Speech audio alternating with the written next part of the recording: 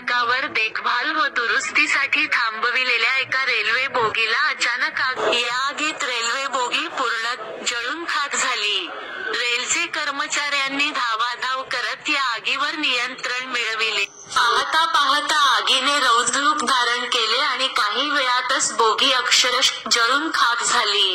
तोपर्यंत रेल्वेच्या वरिष्ठ अधिकारी व कर्मचाऱ्यांनी धावाधाव करत आगीवर नियंत्रण मिळविले. ही आग नेमकी कशामुळे लागली हे अद्याप समजले नसून रेल्वेचे अधिकारी याविषयी बोलायला तयार नव्हते. दरम्यान रेल्वे स्थानकावरील प्रवाशांची मात्र यामुळे धावपळ उडाली.